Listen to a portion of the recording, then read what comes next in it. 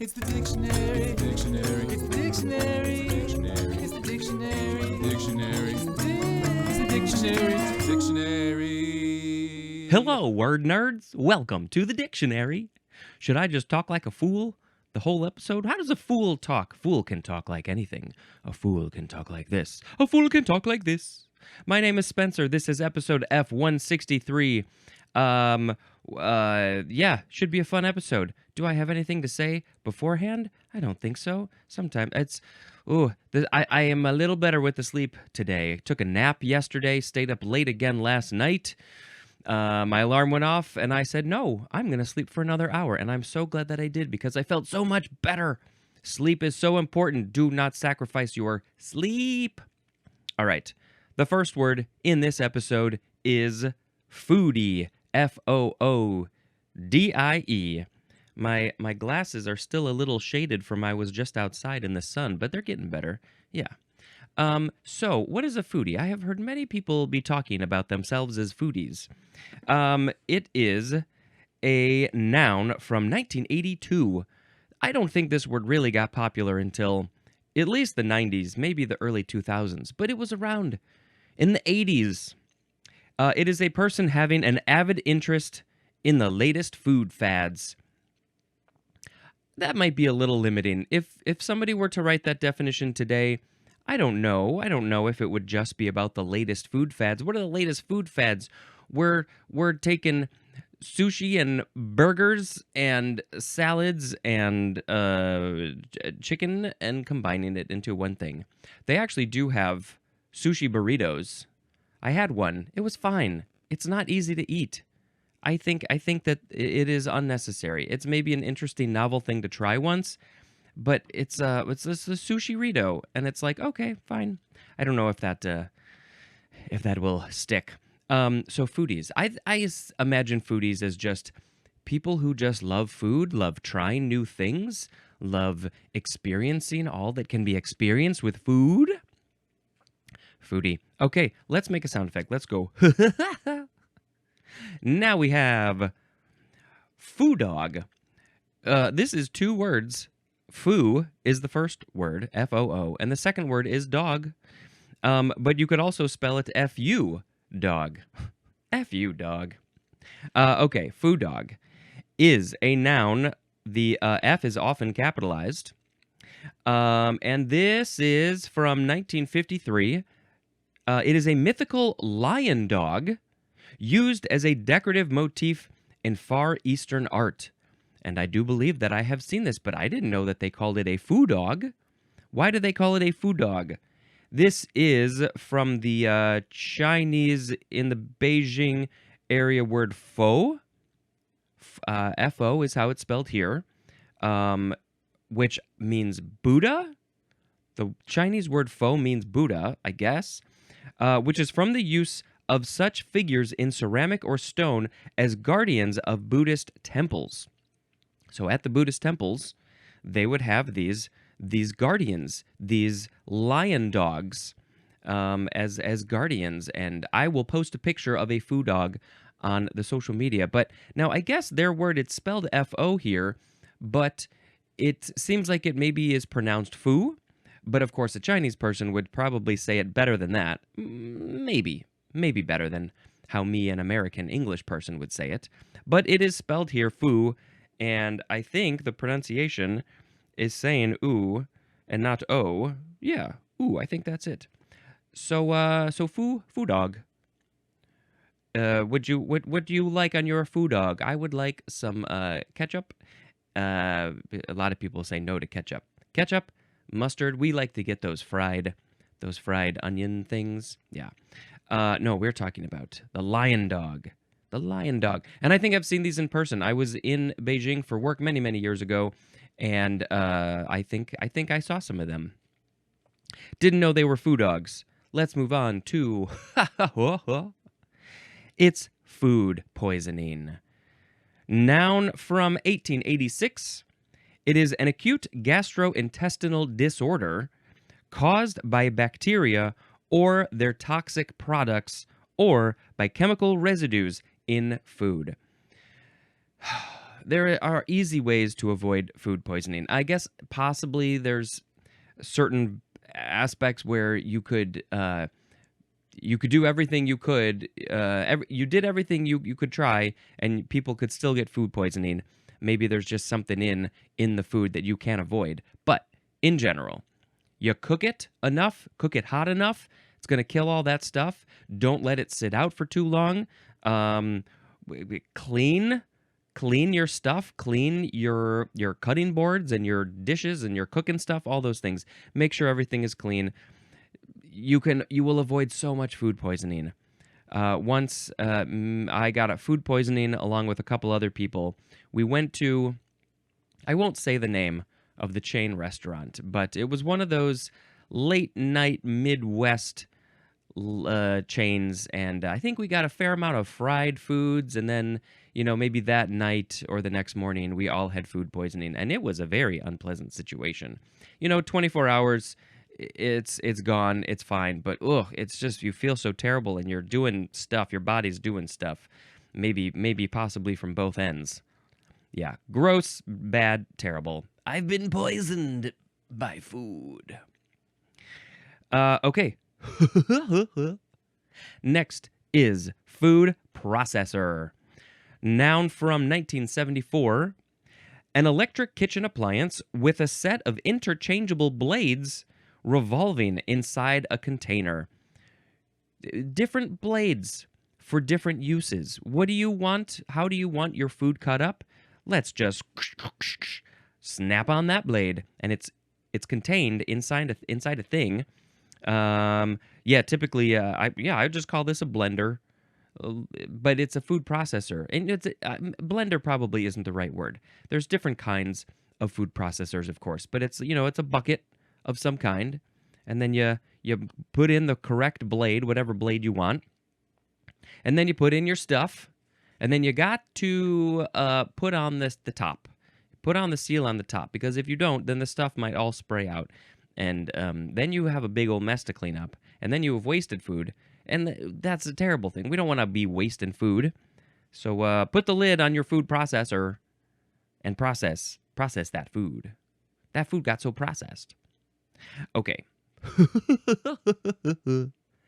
Food pyramid. Noun from 1949. This is an ecological hierarchy of food relationships in which a chief predator is at the top, each level preys on the next lower level, and usually green plants are at the bottom. And this is very similar to what we had at the end of the previous episode, which was food chain. How are all of these predators and preys linked together? And the food pyramid is just showing it in a different way. And they build it like a pyramid because at the top is the predator, the main one. Let's say it's a lion, and maybe it's a lion dog, a food dog. And there's usually a lot less of them. So it's a skinnier portion and it's less wide. And then as you go down, there are, that's when you get to like, what does the lion prey on? At that level, and that's a wider level. There's more of them, and then the next level down, and it's a wider level. So it's built like a pyramid. And of course, there's more. Say, what do lions eat in the jungle, the plains of Africa? Let's say an antelope again. Well, there's a whole lot more antelopes because every day some of them just go missing because of the lions, and so they need a lot to survive, to keep their population going. And then the antelope eat other things, and you need a whole lot of that to sustain the antelope population. The food pyramid. I was also thinking maybe this is like the food, like what are the things that you're supposed to be eating, but I guess that's a different thing. Okay, next. Where are we in the food pyramid? We're near the top, but we're definitely not the top. Except in our kitchen. In your own kitchen, yes, you would be at the top of the food pyramid. Next is food stamp. Noun from 1939. It is a government-issued coupon that is sold or given to low-income persons and is redeemable for food. And lots of people have lots of opinions about this government program. But yeah, there are people who don't make a lot of money and they need food, and so they're like, here is something. You get a stamp.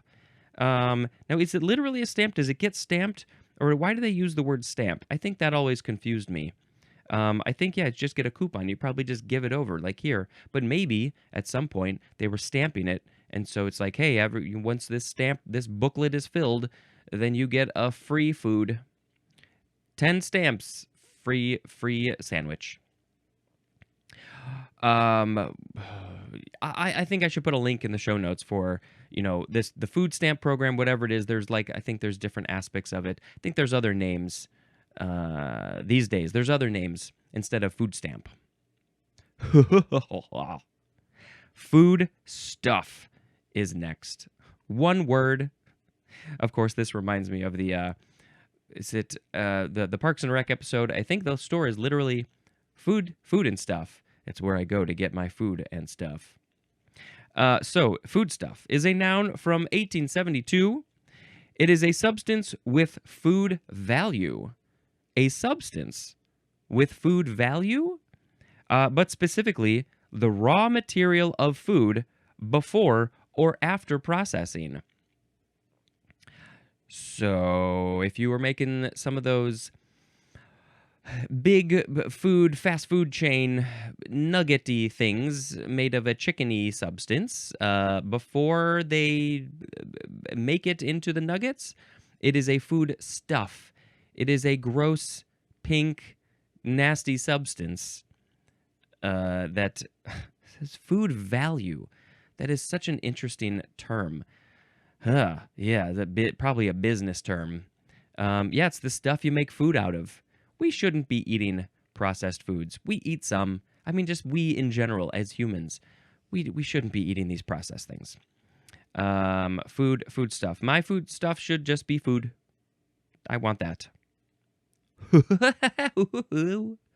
Next is food vacuole. 2 words. Vacuole is vacuole. Noun from circa 1889.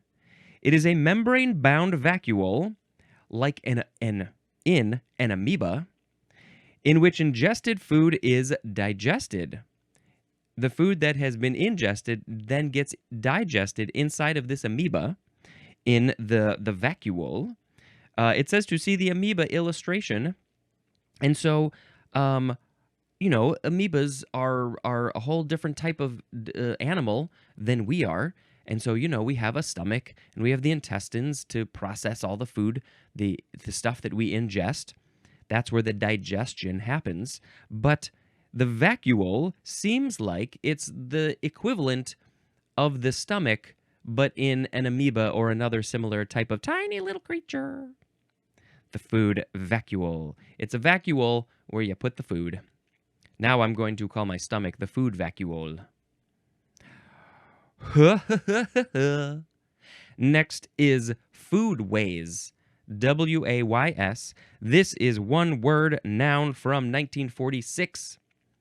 It is the eating habits and culinary practices of a people, region, or historical period. How were they dealing with food at that certain place and time? What were they eating? Why were they eating it? How did they prepare it? Were there cultural things around the food, traditions, rituals? The food way. What were the food ways of the ancient Mesopotamians? They were eating cheeseburgers. Next is food web. Whoa, is this like a food chain? Food web, noun from 1949. The totality of interacting food chains in an ecological community. So we got one ecological community over here that's a food chain, and we got another one over here, and they're all kind of near each other. And so all of them combined, all of those food chains combined, makes the food web. It's a web because it's all interconnected. We are all interconnected, and you can't stop it. All right, that's the food web. Next is, this is a fun word to say. No more food words, because this is foofaraw. Foofaraw. Foofaraw. I don't know what it is, but I love it just the same because I love to say it. Foofaraw. Noun from 1934. Number 1, frills and flashy finery. Oh, see, now this word just got so much better. If you are walking, maybe Ken in the Barbie movie, when he's wearing that like pink cowboy thing, I think there's a bunch of fringe and stuff on there. He is wearing clothes that have foofaraw. Number 2, a disturbance or to do over a trifle. The synonym is fuss. Oh, you're making such a foofaraw over that. It's no big deal. We're all friends here. Don't make such a foofaraw.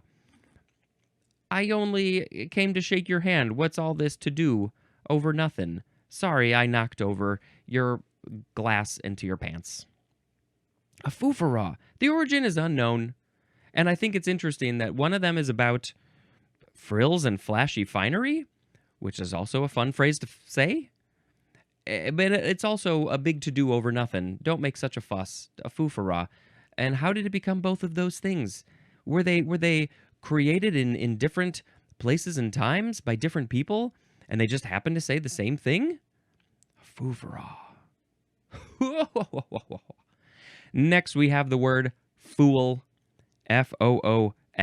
First form. Noun from the 13th century. Number 1, a person lacking in judgment or prudence. It was not very prudent when you stood on everybody's heads. That you're being such a fool. Sometimes I can be a fool. Clearly. Number 2A, a retainer formerly kept in great households to provide casual entertainment and commonly dressed in motley with cap, bells, and bauble. This is a little bit of a confusing sentence until you realize, like I did, that a retainer, it's a person who is there on retainer, ready to do whatever you want them to do. Typically, we hear it in terms of lawyers. I have a lawyer on retainer. I've got a fool on retainer. Let's go get the fool when we're ready for some entertainment with baubles. Dressed in motley. Now, I've heard of motley as in like Motley Crue or, yeah, a group of people, but what is motley, a clothes? Who? A retainer formerly kept in great households. You know, the important households. Maybe they're the kings and the queens or the dukes and the duchesses, whoever's important, they can afford to have a fool on retainer. Do they even get paid? Casual entertainment. Just entertain me casually. Fool. You fool. Number 2B, one who is victimized or made to appear foolish. And the synonym is dupe. D-U-P-E.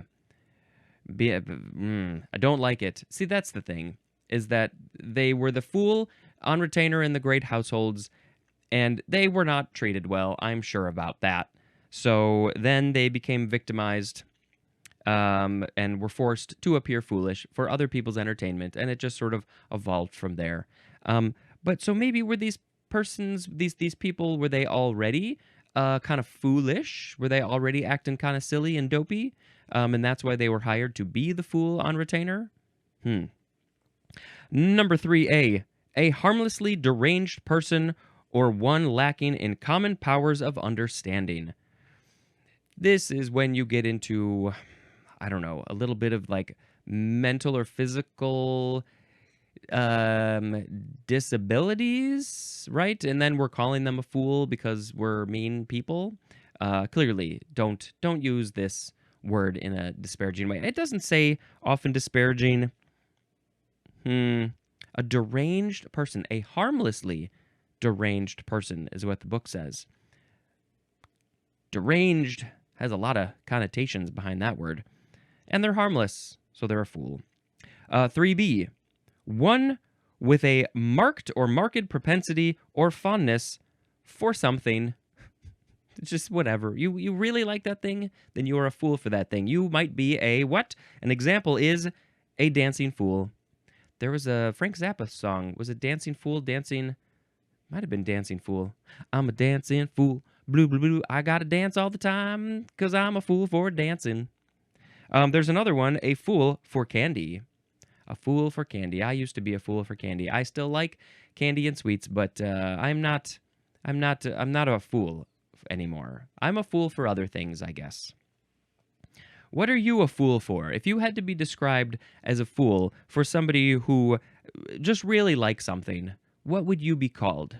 Email me, voicemail, whatever you want to do. I want to know what kind of fools are listening to this podcast. Are you a podcast? Are you a dictionary fool?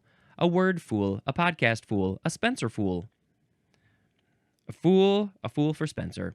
Number 4, a cold dessert of pureed fruit mixed with whipped cream or custard. I have never heard of this. We need to look up this fool dessert right now. Stat, here we go. Fool dessert. What is this thing? It's a fruit fool. A fruit? I've never heard of this dessert. I mean, it's a white and pink and red dessert. It's a fruit cup, basically, with whipped cream and fruit and maybe some other things. Maybe some berries, some strawberries, raspberries, whatever berries you want to put in there. It's a fruit fool. Why do we call that a fool?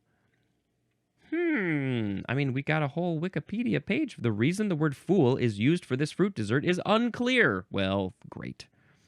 Several authors believe it derives from the French verb fouler, meaning to crush or to press, like pressing grapes for wine.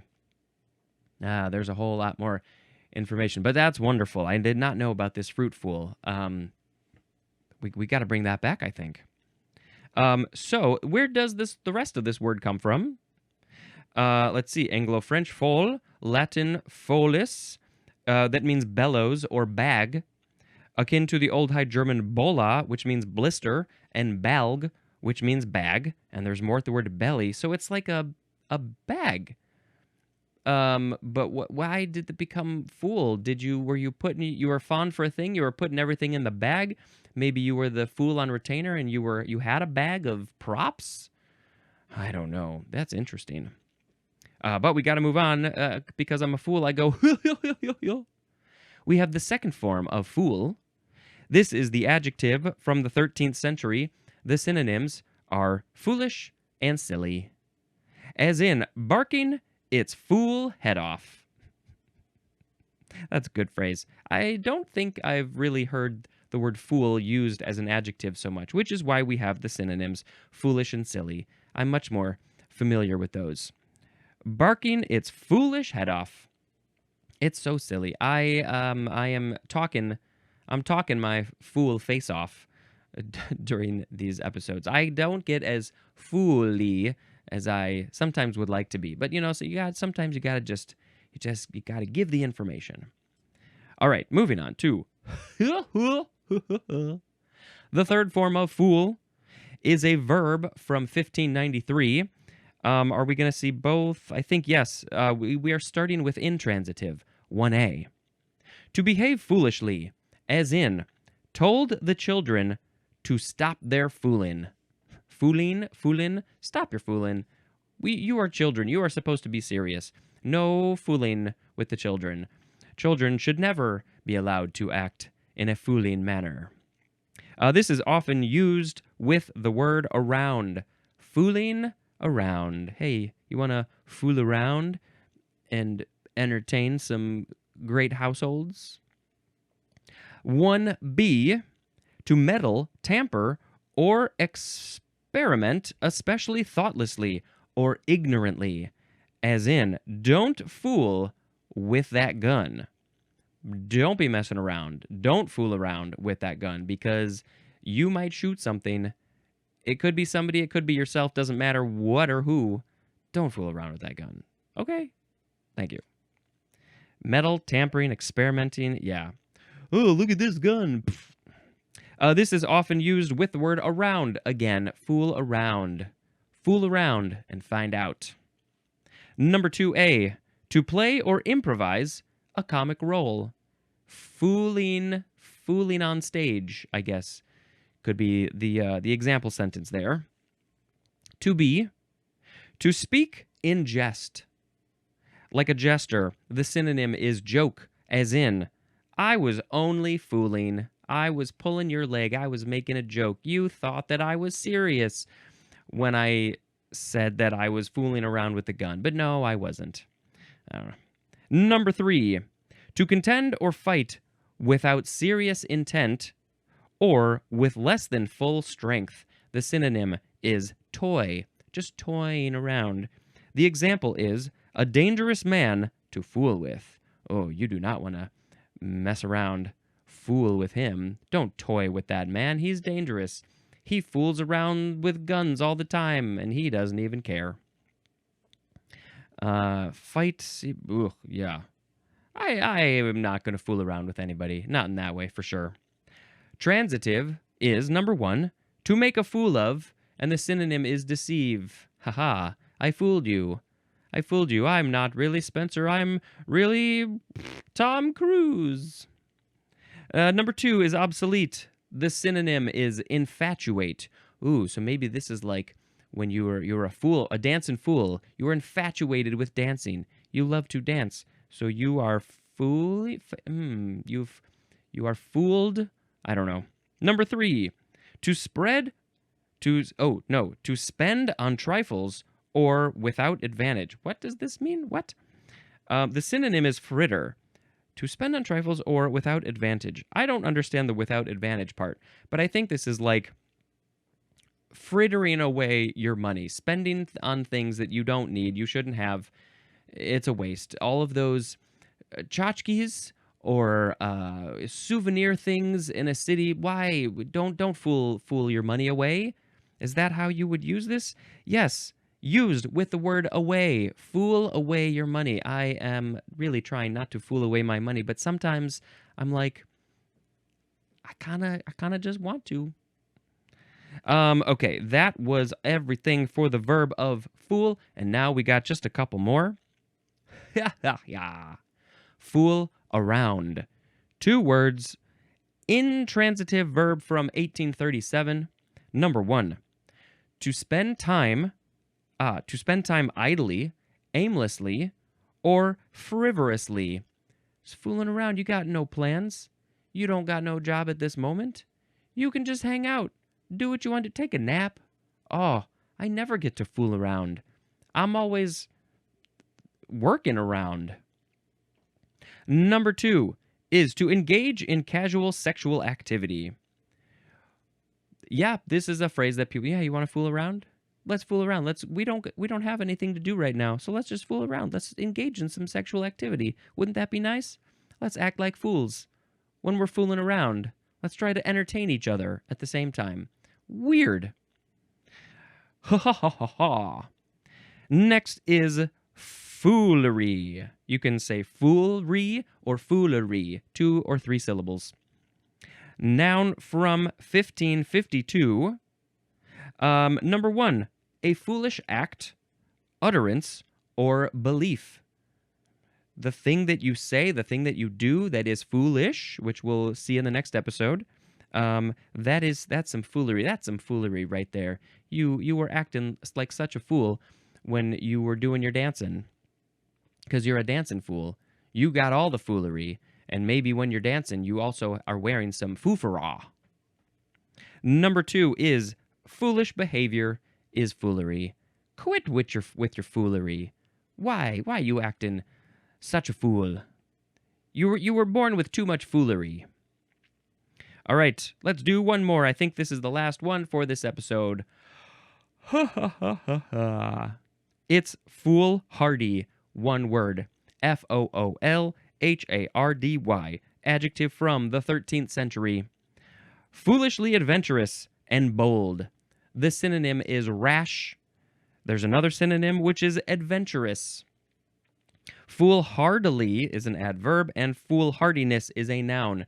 And so, what, you're acting like a fool because you're going on these foolish adventures?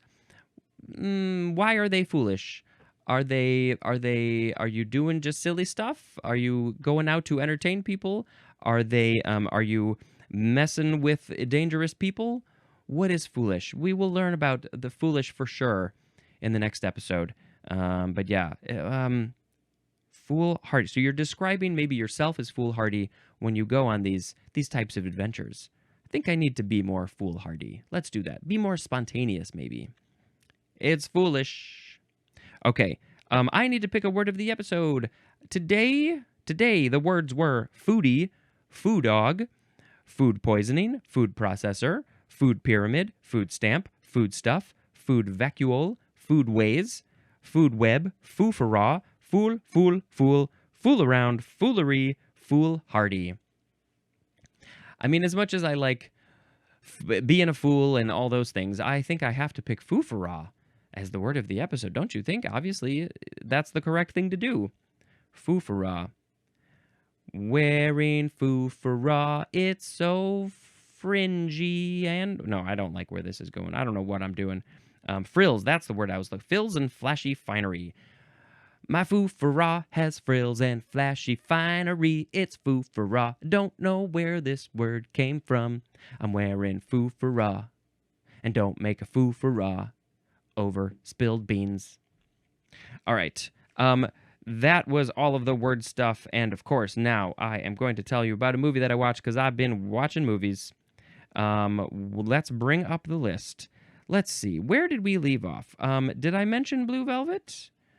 I think I did. I don't remember. But I'm going to say it. Blue Velvet. We watched Blue Velvet again.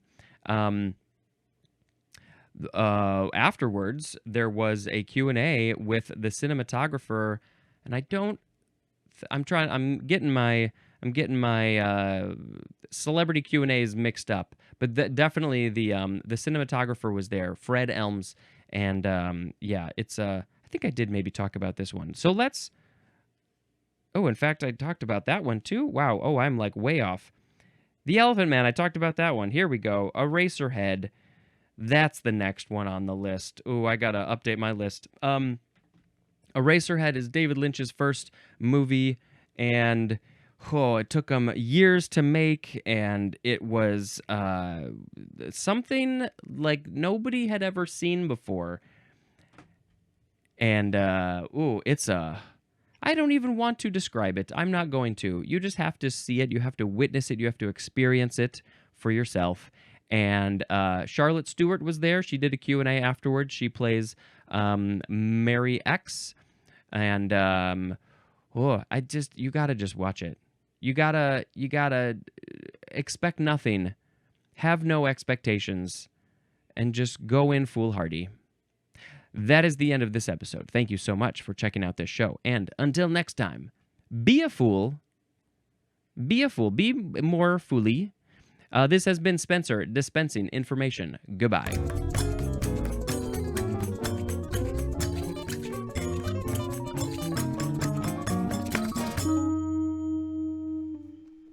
Ha ha.